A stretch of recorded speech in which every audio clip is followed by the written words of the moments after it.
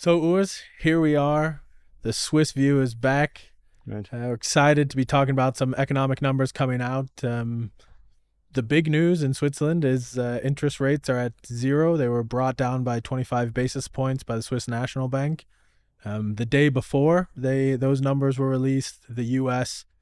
Stuck with their same interest rate. They didn't move at all. Was a little bit more hawkish than some people in the United States were hoping.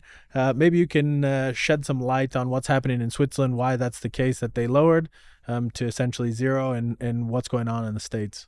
Yeah, in Switzerland, the inflation is a very big issue. I mean, inflation is almost to 0%, has fallen to 0%. We have covered that in another video we have done. And so from the Swiss National Bank, some of our listeners might remember that the SNB, which stands for Swiss National Bank, that they only have one goal, which is price stability. And so when prices are moving, or the price level moving into a deflationary level, that's where they have to become active. And that's what they have done. A lot of it is based also on the exchange rate, on the Forex market, where the Swiss franc has become very strong this year.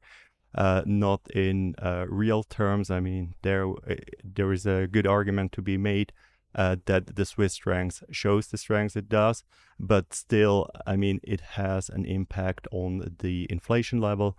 And then in the US, I mean, Mr. Powell, Fed or chair of the Fed, he made the point already at previous media announcements that he is going to stick at that rate probably, and until they really know what are the impacts on the tariffs and on the current situation. The problem is only that the current situation is so, I would say, volatile or unsure in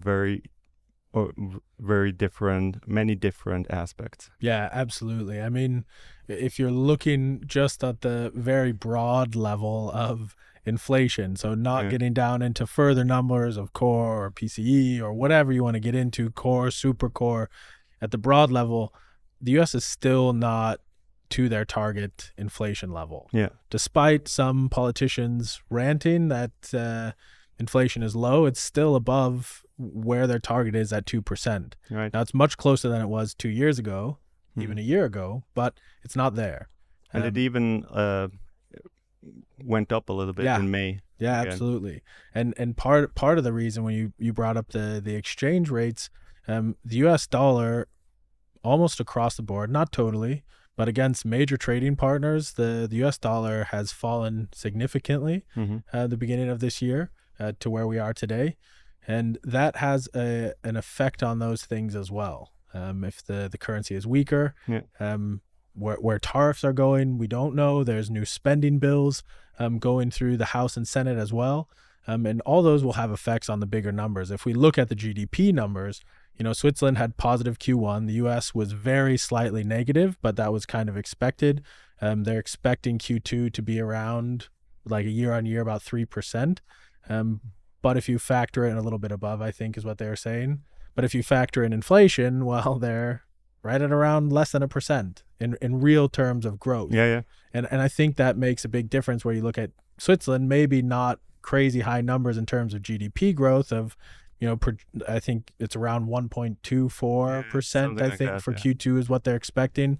For the whole year, I think I was reading that they expect about 1%. Yeah. But if you have zero inflation and 1% growth, that's 1% real growth. So the economies are acting in terms of growth in a similar fashion, one with higher inflation and the other with no inflation.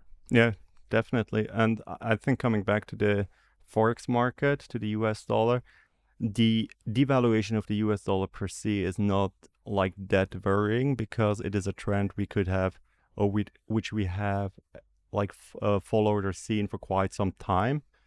But the real issue we are having here is like the swings and the time within that the swings take place. I mean, during the last quarter of 2024, to be fair as well, the US dollar has strengthened a lot. Then the first quarter of 2025, it stayed somehow stable. But then after Liberation Day, it was like this, and it really crushed. And so with the geopolitical situation we are finding ourselves in, there are certain risks that will just have an impact that really can affect your portfolio and your wealth level significantly. And we are seeing it right now also with, we are recording one day after the US has made its move against Iran. And expectations would be usually that the US dollar will strengthen. And there is a certain tendency that it tries to strengthen, but it's struggling to really get stronger. Yeah, and I would say even to that point further, when they released the Fed decision, and the day after was the Swiss decision, you had the Fed decision hawkish, yes, and the Swiss decision dovish, moving backwards, and it didn't really move the needle on the exchange rate in terms of specifically Swiss franc and US dollar. I mean, we can get into a million other discussions on other currencies and the euro. Yeah. You know, the ECB has been lowering rates, so they have a lower interest rate. So there's arguments that, okay, now the euro is getting stronger. Okay, but the Fed remaining hawkish, the Swiss National Bank being dovish, and there wasn't really much of a needle move. That also shows something that's not usually the situation. You know, even if it's a slight uptick or something, but there was almost no movement on it. And that is something that it kind of signals, okay, where are we at? What's happening? Where's the trust of the capital flows? Because there's still flows going in and out of the US for the moment. And there's a lot of unforeseen things in the spending bill that people aren't sure where they're going to go. Are they going to get, the new bill being put out, the big beautiful bill? Will there be capital controls in that for the U.S.? What all is entailed there? Not just the $3 trillion that they're going to inject with the spending, but what are the other provisions that are going to affect these things that people are trying to figure out? Will they get taken out of the bill? I mean, there's a lot of things up in the air at the moment, and I think that uncertainty to the volatility just is kind of, people are a little bit unsure what's going to happen. Yeah, definitely. I mean, there are a lot of signs showing how investors are holding back. I mean, we also have seen after the decision of the Fed, interest yield of U.S. government debt has increased, meaning that the price level of the bonds have decreased, which, like from an purely investor perspective, where you only look at the numbers of where you get the best yield, it would have been different, because if you get 0% here in Switzerland or 2.4% in Europe, then you probably would take your money, go to the US, where you still get 4.5%. But people are not doing that for some reason. So there is really like a holding back and waiting what's going to happen. Yeah, absolutely. And I think that will be the big thing as we move forward, trying to parse what's happening, where things are going. So thanks for the conversation. I think it's very good. Do you have any final thoughts that you want to put in? There was one thought, which is, I mentioned it before, there is a lot of geopolitical tension. There is a lot going on, a lot of on our plates, I would say.